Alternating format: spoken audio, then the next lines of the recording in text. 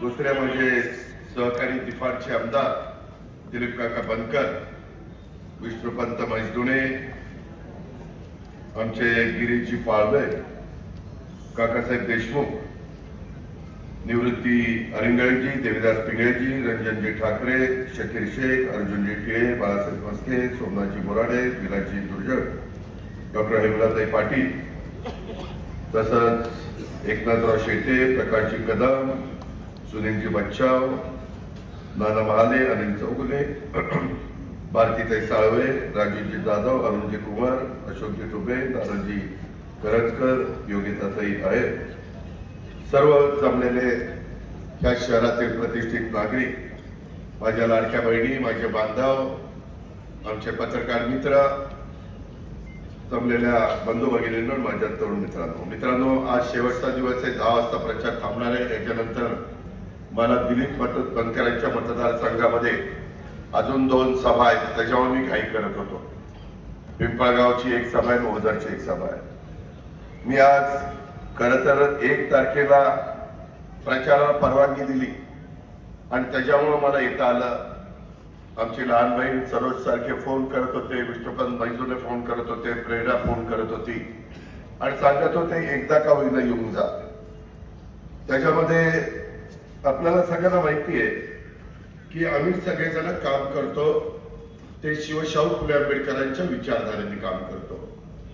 त्यांनी नेहमी सर्वांना बरोबर घेऊन समाजाचं भलं करण्याचा प्रयत्न केला आणि त्याच उद्देशाने महायुतीच्या सरकारमध्ये आम्ही काम करतो.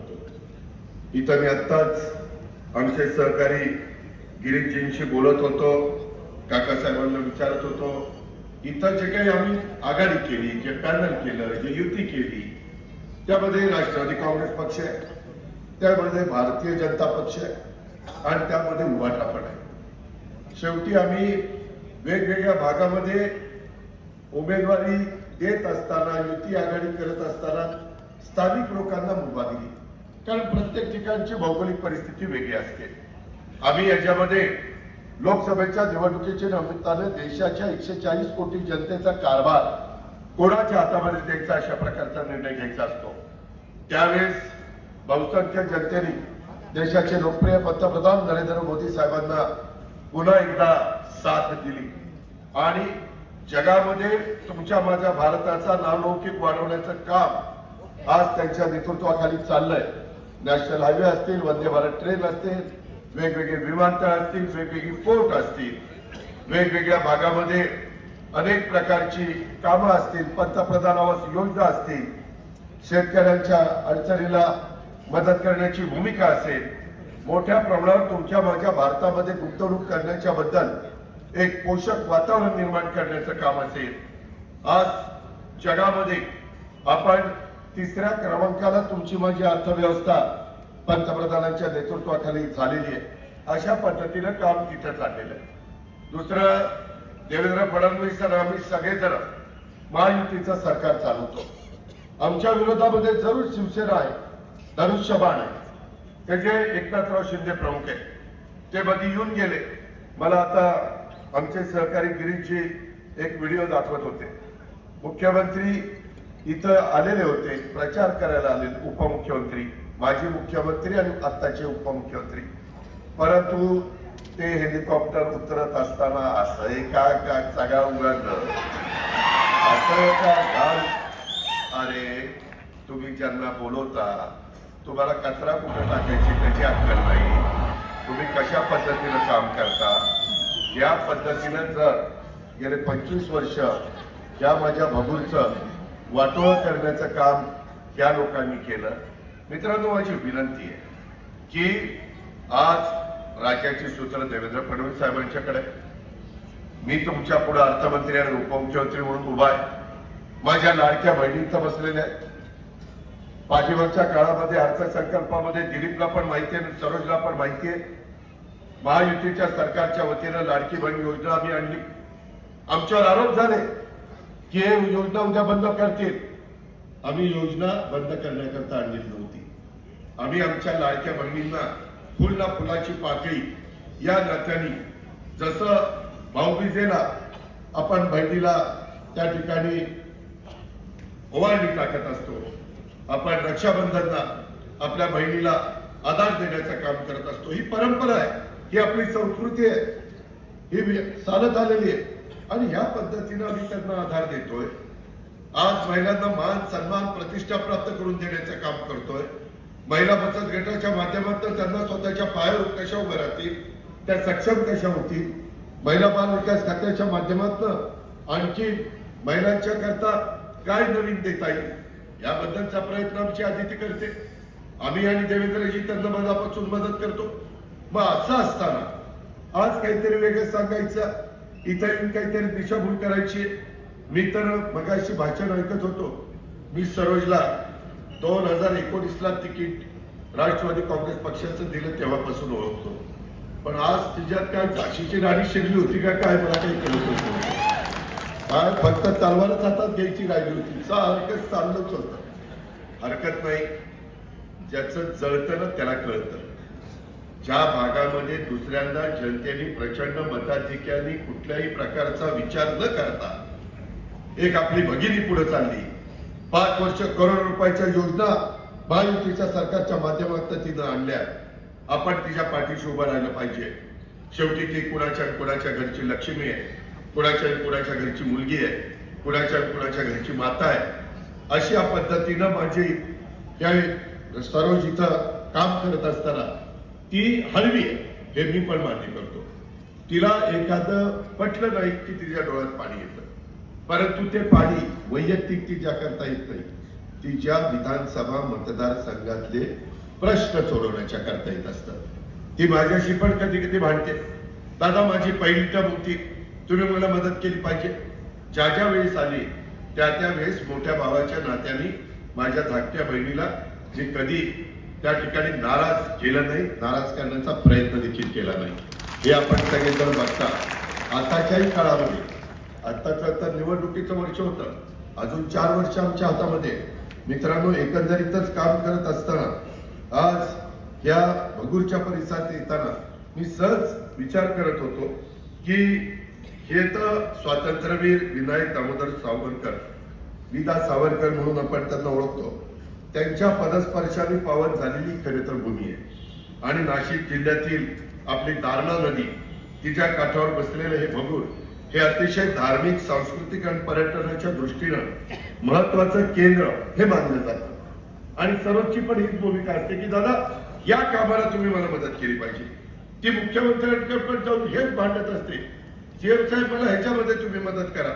आणि इथला ऐतिहासिक दृष्टिकोनातूनच भगूरचा वारसा समृद्ध आहे. भगूरमध्ये स्थित स्वातंत्र्यवीर सावरकरांच्या ऐतिहासिक वाडा देखील आहे. आजही तो जतन करून आपण ठेवलेला आहे. तो देशभक्त युवकांच्यासाठी अक्षरशः प्रेरणास्थान आहे. आणि मग असं असताना आपल्याला इथं अनेक प्रश्न त्या ठिकाणी सोडवायचे.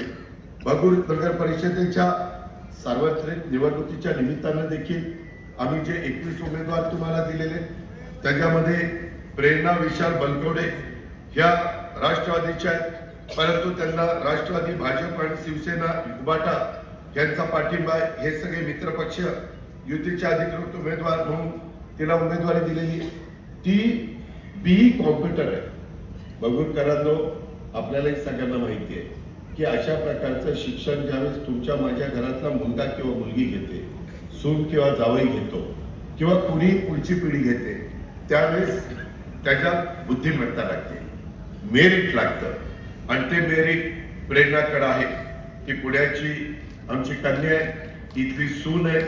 पाठीमागच्या काळामध्ये थोडंसं अपयश झालं, त्यावेळेस पराभव झाला, परंतु पराभवाने प्रेरणा खचून नाही गेली. पुन्हा ती सरोजच्या मदतीनं या सगळ्या माझ्या सहकाऱ्यांच्या भाजप, उभाटा आणि राष्ट्रवादी काँग्रेस पक्षाच्या पाठिंब्यावर तुमच्या सगळ्यांच्याकडे कौल मागायला आलेली आहे. उद्याच मतदान आहे. उद्याचं मतदान यावेळेस संपलं असेल.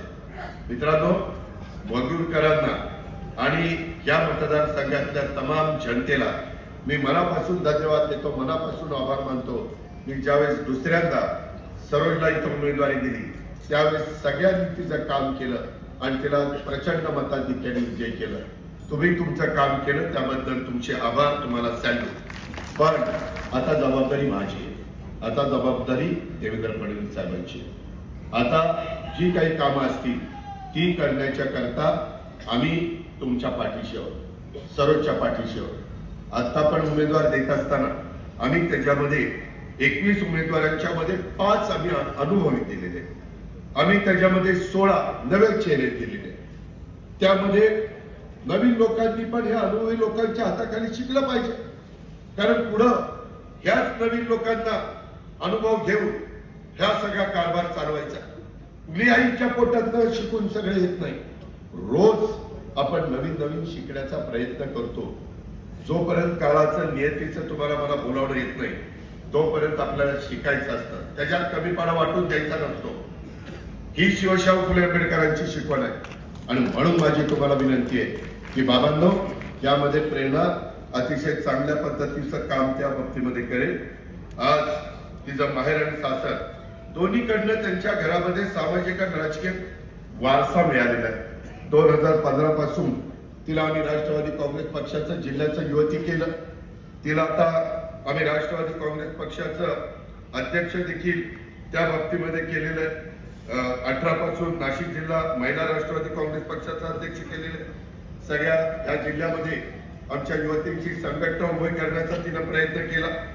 तिला एक सामाजिक कार्याची मनापासून त्या ठिकाणी आवड आहे. पाठीमागच्या काळामध्ये ज्या वेळेस काही वेगळे प्रसंग घडतात, का वेगवेगळे नैसर्गिक संकट येतात.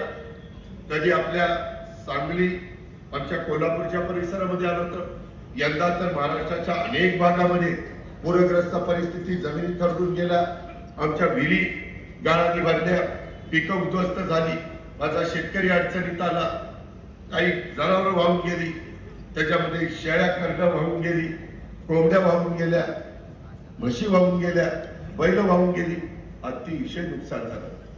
माझ्या शेतकऱ्याला पुन्हा बाहेर काढण्याच्या करता 33,000 कोटी रुपयाची आम्ही त्या ठिकाणी मदत केली. मुख्यमंत्र्यांनी आम्ही सगळ्यांनी ठरवलं, शेतकरी मोडला तर राज्य मोडेल, आपण उभं राहायचं. देशाच्या पंतप्रधानांना पण सांगितलं, देशाच्या गृहमंत्र्यांना पण सांगितलं, त्यांनी पण टीम पाठवली सर्वे करण्याच्या करता. ती पद्धत आहे, परंतु त्या टीमची वाट न बघता आम्ही थोडी काटकसर केली आणि त्याच्यातनं आमच्या बळीराजा, आमचा लाखाचा पोशिंदा, त्याला मदत केली. आज 33,000चा टप्पा संपल्यानंतर मे महिन्यामध्ये पाऊस सुरू झाला. कधीच आपण भगुरकरांनो इतका पाऊस पडलेला पाहिलं नव्हतं. पुन्हा दिवाळी झाली तरी पाऊस पडला. पुन्हा दिवाळी झाल्यावर 11,000 कोटीचं पॅकेज दिलं. 44,000 कोटीचं पॅकेज माझ्या शेतकऱ्यांचं जे नुकसान झालं, 2 हेक्टरच्या ऐवजी 3 हेक्टर पर्यंत ते केलं. अशा पद्धतीनं त्याच्यातनं आमच्या बळीराजाला सावरण्याचं काम देवेंद्र फडणवीस आणि आम्ही सगळे, कृषी मंत्री दत्ता भरणे, आमचे सगळे दिलीप, सरोज, सगळे आमदार मंडळी करतात. मित्रांनो, इथपर्यंतच आम्ही थांबलो नाही. मागं प्रेरणाने पण सांगली कोल्हापूर भागात पूरग्रस्तांच्या करता 1 कंटेनर त्या ठिकाणी मदत वस्तू रूपामध्ये पाठवलेली होती. केरळला देखील पूरग्रस्त परिस्थिती होती. केरळला आव्हान केलं देशाच्या पंतप्रधानांनी, तिकडेही पाठवा, कारण ती पण आपलीच भावंड आहे. तिथं पण तिनं त्यावेळेस मदत पाठवली. बीड जिल्हा माझा मराठवाड्यामध्ये सातत्याने आमचा शेतकरी आत्महत्या करण्यापर्यंत त्यानं तिथपर्यंत मजल गाठू नये, त्यानं अजिबात तो विचार देखील मनाला शिवू नये. तो गेल्यानंतर कुटुंब उघडं पडतं, संसार उघडा पडतो आणि तरी काही माझे शेतकरी बांधव तो विचार करतात. दुर्दैव आहे, परंतु त्यांना त्याच्यातून बाहेर काढण्याचं काम आम्ही करतोय. आणि अनेक गोष्टी आम्ही तर 0% व्याजाने पीक कर्ज देण्याचा निर्णय घेतलाय. आमची कोल्हापूर जिल्हा बँक, पुणे जिल्हा बँक, सांगली जिल्हा बँक, सातारा जिल्हा बँक, नगर जिल्हा बँक देते. आपली नाशिक जिल्हा बँक अडचणीत आहे, परंतु यावेळेस आम्ही नाशिक जिल्हा बँकेला मदत करायचं ठरवलेलं आहे. पण माझी विनंती आहे, नुसत्या टाळ्या वाजू नका. पुढच्या वेळेस निवडणुका लागतील त्यावेळेस ज्यांनी बँक काळात घातलेली आहे अशांना अजिबात डायरेक्टर करू नका, नाही तर मग परत तुमचं काय करत. आम्ही त्याच्यामध्ये काय काही करतो, मी त्याच्यामध्ये सांगितलंय, ज्यांच्या कारकिर्दीमध्ये बँक अडचणीत आलेली आहे त्यांना पुन्हा सहकारी बँकेमध्ये उभं राहण्याला अपात्र करून टाका. त्याच्याशिवाय नवी येऊ द्या. काय कुणाची मक्तेदारी नव्हती. मी पण बँकेत चेअरमन झालो आणि नंतर मी खासदार झालो, परंतु आता मी दुसऱ्यांच्या ताब्यात बँक दिली, ती दिगंबर दुर्गाडे आणि सुनील चांदेरे. मी लक्ष ठेवलं, माझी बँक अप्रतिम चाललेली, मी तिथं खूप चांगली मदत करत असतो. तशा पद्धतीनं आपल्याला आपल्या जिल्ह्याची आर्थिक नाडी असणारी नाशिक जिल्हा मध्यवर्ती सहकारी बँक ही देखील चांगल्या पद्धतीनं त्या ठिकाणी चालवायची. मध्ये पण आम्ही नागपूर बँक, धाराशिव बँक आणि एका बँकेला मदत केली. त्या पद्धतीनं मित्रांनो आम्ही चाललेलो. अरे आता कशाचा वादा? पहिल्यांदा तू घड्याळाला, मशालीला आणि आमच्या कमळाला मतदान कर, मग वादा. त्यामध्ये माझं आपल्याला सांगणं आहे की जे काही महिलांच्या मध्ये पक्ष संघटना किंवा बचत गटाचं संघटन, त्यामध्ये देखील एक तिनं चांगल्या प्रकारे स्वावलंबनाची ज्योत जागवण्याचं काम केलेलं आहे. आता महिलांचं, मुलींचं शैक्षणिक सामाजिक प्रश्न सोडून एक आदर्श निर्माण करण्याचा प्रयत्न तिनं केला. मागे मी तिला जिल्हा नियोजन समितीवर देखील नियुक्ती केलेली होती. त्यांची व्यायामशाळा आहे, त्यांनाही वारसा आहे.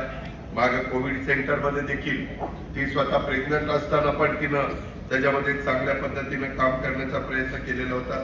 मगूरचे पण अनेक प्रश्न आहेत. मगाशी तर मी बघत होतो स्क्रीनवर आमची सरोज दाखवत होती आणि त्याला उत्तर देण्याचं काम करत होती. मित्रांनो, माझी तुम्हाला खरंच विनंती, मी माझ्या बारामतीमध्ये इतकं चांगलं काम केलेलं आहे. मी पहिल्यांदा माझ्या भागात उत्तम काम केलंय. त्यावेळेस बगुरकरांना सांगायला आलोय की तुम्ही आता सगळ्यांना निवडून द्या. तशाच पद्धतीनं चांगलं काम हे करतील. माझ्या इथं पहाटे 5ला सगळे रस्ते चकाचक झाडून सुरुवात केली जाते. 7:30ला रस्ते झाडून चकाचक होतात. माझ्याकडे किती हेलिकॉप्टर पाठवा, आसरा कचरा तर उडताना दिसला त्याला दमकडी ताकद लागती. अरे कुणाच्या हातात तुम्ही इथली नगरपंचायत दिली? कचरा उडवणाऱ्याच्या हातात. अरे काय तुम्हाला कसं काय काही कळलं? माझी तुम्हाला विनंती, कुणाच्या दबावाला घाबरू नका. ज्या गावच्या पोरी त्याच गावच्या बाबी. अरे केलं तर कार्य करायला आम्ही काही मेलेल्याचं दूध प्यालोय का? असला नाद आमच्या इथं करायचा नाही. तो घास इथं चालणार नाही. तुम्ही गुमानी राहा, आम्ही गुमानी राहू. तुम्ही कायदा हातात घेण्याचा प्रयत्न करू नका. घटनेचा मान राखा, सन्मान राखा. आम्ही पण तुमचा मान राखू, सन्मान राखू. आणि मी पोलीस खात्याला पण सांगतो, कायदा सुव्यवस्था राखण्याची जबाबदारी पोलीस खात्याची आहे. पुढे जर आमच्या बगुरकरांना त्रास देत असेल, कोण संख्येने कमी असेल, कारण इथं मराठा समाज आहे, इथं मुस्लिम समाज आहे, तेली समाज आहे, कासार समाज आहे, मागासवर्गीय समाज आहे, अनेक वेगवेगळे समाज गुण्या गोविंदाने तुम्ही राहता. परंतु त्याच्यात गालबोट लावण्याचा प्रयत्न, अरे काय रेडीचा डाव करताय, त्या माझ्या धाकट्या बहिणीचा बाप काढताय, ही तुमची नीती. अरे स्वर्गीय यशवंतराव चव्हाण साहेबांनी महाराष्ट्राला कशा पद्धतीने सुसंस्कृत महाराष्ट्र असला पाहिजे, राजकीय लोकांनी कशा प्रकारची भाषा वापरली पाहिजे हे शिकवलंय. आणि तुम्ही इथं बाप काढताय, तो पण एका भगिनीचा.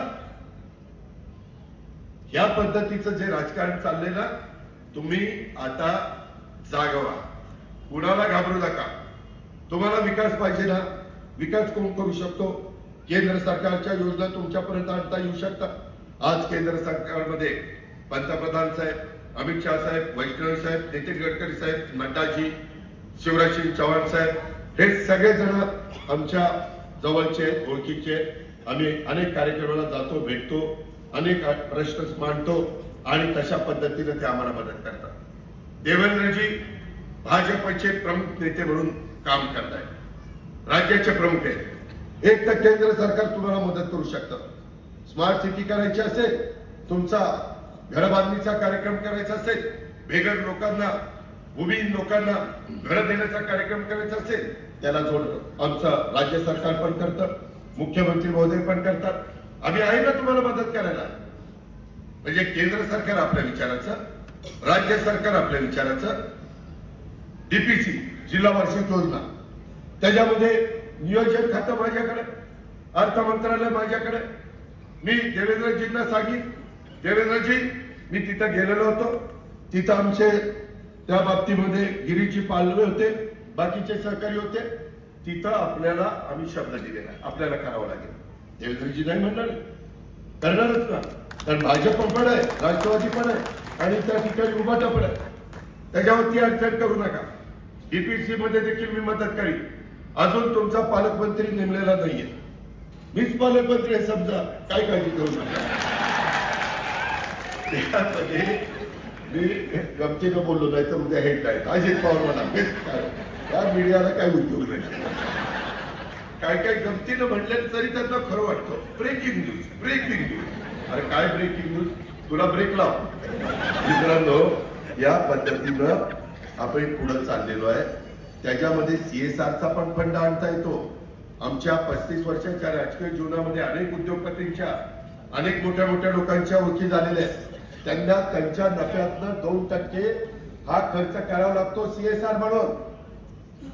त्याच्यामध्ये आपण त्या पद्धतीनं मदत तुम्हाला करू शकतो. ही पण गोष्ट आपण लक्षात घ्या. प्रेरणा एक चांगले उमेदवार आहे, तिला सर्वोच्च मनापासून साथ आहे. मागे तर मित्रांनो जरा थोडस आपल्या इथल्या काही लोकांचं चुकतं. माझ्या भागामध्ये पश्चिम महाराष्ट्रात आम्ही एकमेकांच्या विरोधात असलो तरी देखील कुणी वर्ण पैसा मंजूर करून आणला तरी आम्ही त्याला स्टे देत नाही, आम्ही ते काम होऊन देतो. जाऊ दे, आपल्या भागातल्या लोकांचं काम होते ना, त्याच्यामध्ये दुःख काय. इथं सर्व मंजूर करून आणलं की यांनी कुणीतरी तिथं आडवं लावायचं. अरे तुम्ही आडवं लावायला आलाय का विकास करायला आलाय, याचा काहीतरी विचार करा. अरे सरोजनी तर मला माहिती आहे माग कॅन्टोन्मेंट एरियामध्ये डीपीसीचा पैसा देता येत नव्हता दिले. ही सरोज आणि काही लोक माझ्या मागे लागले. माझा तो सुनील शेळके, सरोज असे काही माझे आमदार आहेत, त्यांच्या मतदारसंघामध्ये कॅन्टोन्मेंट येतं. ते म्हणले दादा असं कसं, आम्हाला हे लोक मतदान करतात, सेंट्रलशी जरी त्यांचा संबंध असला तर जिल्हा वार्षिक योजनेत तर तुम्ही पैसा दिला पाहिजे. मी त्याच्यामध्ये नियम बदलला. आता महाराष्ट्रात जिथं जिथं कॅन्टोन्मेंट एरिया आहे तिथं डीपीसीचा निधी देता येतो आणि त्याला कारणीभूत सरोज आहे. प्रयत्न सरोज केला. अहो इतके वर्ष झाली, कुणाच्या लक्षात मध्ये आलं नाही, ते माझ्या धाकट्या बहिणीच्या लक्षामध्ये आलं आणि आम्ही पण केलं. या पद्धतीनं आपण पुढे जाऊ ना. इथला पिण्याच्या पाण्याच्या संदर्भातला प्रश्न असेल, इथला इतर वेगवेगळ्या प्रकारचे प्रश्न असतील, ते प्रश्न सोडवण्याच्या करता देखील जसं सरोज आहेर यांच्या प्रयत्नातनं बगूर शहराच्या सर्वांगीण प्रगतीसाठी मागील काही वर्षामध्ये अनेक महत्वपूर्ण विकास काम आणि पायाभूत सुविधा देण्याचा प्रयत्न त्या ठिकाणी झालेला आहे. माझ्या बगूर नगर परिषदेच्या क्षेत्रात रस्त्यांची कामं असतील, पाणी पुरवठ्याची कामं असतील, स्ट्रीट लाईटची व्यवस्था असेल, स्वच्छता प्रकल्प असेल किंवा त्या विविध नागरी सुविधा देत असताना स्वातंत्र्यवीर सावरकर थीम पार्क या महत्वाकांक्षी प्रकल्पाला देखील सरोज आहेर यांच्या पाठपुराव्यामुळे मंजुरी मिळालेली आहे. बगूर ग्रामीण रुग्णालयाला मंजुरी मिळालेली आहे. त्यामुळे या परिसरातली आरोग्य सुविधा देखील अधिक बळकट आणि सक्षम करण्याचं काम आम्ही करतोय. बगूर शहराचा विकास आज वेगाने नियोजनबद्ध पद्धतीनं आणि शाश्वत पद्धतीनं त्या ठिकाणी घडून येतोय. या पद्धतीनं आम्ही सगळे पुढे चाललोय. त्याला अजून एकदा प्रेरणाची साथ जर मिळाली, तुमची सगळ्यांची साथ मिळाली, वडीलधाऱ्यांचा आशीर्वाद मिळाला आणि तरुणांचं सहकार्य आणि लाडक्या बहिणींची मदत, तर अजून मागच्या काळामध्ये जो काही 25 वर्षामध्ये इथं गोंधळ घातलेला आहे तो आपल्याला दुरुस्त करता येईल. आता दिली ना 25 वर्ष, एकदा 5 वर्ष आमच्या युतीला देऊन पहा ना. पुढच्या वेळेस तुलना करा. हीच येऊन सांगेल 5 वर्षांनी यांची 25 वर्षाची कारकीर्द आणि सर्वोच्च प्रेरणाची आणि आमच्या महायुतीची भाजपा, उभाटा आणि राष्ट्रवादी काँग्रेसची ही 5 वर्षाची कारकीर्द. जाहीरपणे सांगतो, मी शब्दाचा पक्का आहे. मी असं कुठलंही वाक्य बोलत नाही, परंतु मी कामाचा माणूस आहे. मला काम करायला आवडतं. मी सकाळी 6 वाजल्यापासून कामाला लागतो. आणि ह्याचा फायदा जर तुम्हाला भगुरकरांना करून घ्यायचा असेल तर उद्याची 5 वर्ष उद्याच मतदान आहे. तुम्ही फक्त आणि फक्त कमळ, मशाल आणि घड्याळ एवढ्याच 3 पुढे लक्षात ठेवा. तेवढंच पवित्र मत द्या, तेवढंच तुमचा बहुमत मत द्या. त्याच्यातून तुम्ही पहा पुढे आम्ही काय करतोय. कारण कुठली अडचण नाही. कारण केंद्र सरकार अजून 3.5 वर्ष आहे, पुढेही तेच येणार आहे. आम्ही अजून 4 वर्ष आहे आणि हे 5 वर्ष करता निवडून द्यायचे. दुसरे कुणी आले तर कदाचित म्हणतील अरे ते असं झालं, ते तसं झालं, ते मुख्यमंत्र्यांनी थांबवलं, ते अमकं झालं. आम्ही काहीच सांगणार नाही ना, आम्ही कामच करून देऊ. त्यांच्यासारखा ते कचरा उडून देणार नाही. आता उद्याच्या दिवशी असं का शिक्के मारा की आता कचरा कसा उडाला तशी ही सगळी उडून गेली पाहिजे. झालं कारण दादागिरी करून, गुंडगिरी करून, दहशत करून काम होत नसतात. बाबा प्रेमाने, आपलेपणाने, सलोख्याने, जिव्हाळ्याने बाबा रे, काका रे, मामा रे काय झालं समजून घेऊन, उमजून घेऊन काम करायचे असतात. आणि त्या पद्धतीने सरोज, प्रेरणा आणि बाकीचे सगळी मंडळी करतील. हा शब्द त्यांच्या साक्षीने देतो. लाडक्या बहिणींनो लक्षात ठेवा, लाडक्या भावाचं ऐका जरा, विनंती आहे माझी. माझ्या बांधवांनो, आम्ही शेतकऱ्यांना पण 3, 5, 7.5 हॉर्सपावरला वीज माफी केलेली आहे. 25,000 कोटी रुपयाचा भार राज्य सरकारच्या तिजोरीवर आलेला आहे. तरी आम्ही तो उचलतो कारण शेतकरी ताठ मानेने जगला पाहिजे. AI, आर्टिफिशियल इंटेलिजन्स, तशा पद्धतीची योजना आम्ही तुमच्याकरता आणलेली आहे. तरी आपल्याला राबवायची. माझं एवढंच म्हणणं आहे, आम्ही बेरजेचं राजकारण करतोय. आपल्याला अनेक प्रकारची कामं करायची. महाराष्ट्राचा विकास हाच आमचा अजेंडा आहे. आणि हे सगळं करत असताना प्रहार संघटना आमची बच्चू कडूंची, भगूर शहरातील नगर परिषदेतील राष्ट्रवादी काँग्रेस पक्ष, भारतीय जनता पक्ष, शिवसेना उद्धव बाळासाहेब ठाकरे यांना प्रहार संघटना भगूर शहर यांचा जाहीर पाठिंबा सुनील वाघ आहे. मी त्यांना मनापासून धन्यवाद देतो, त्यांचे मनापासून आभार मानतो.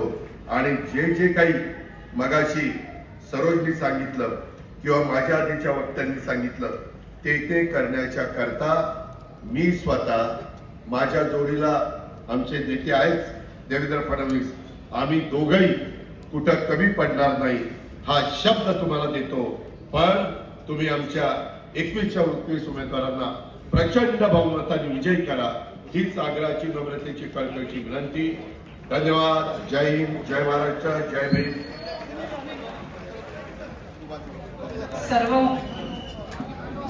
सर्व उमेदवारांनी पुढे या.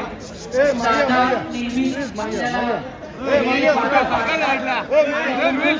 आपणही आता वादा करायचा आहे आणि उद्या घड्याळ, कमळ आणि मशाल याच्यावर शिक्का मारायचा आहे. टाळ्या जोरात झाल्या पाहिजे आणि लगेचच आभारासाठी देते मी बाळासाहेब मस्केंकडे.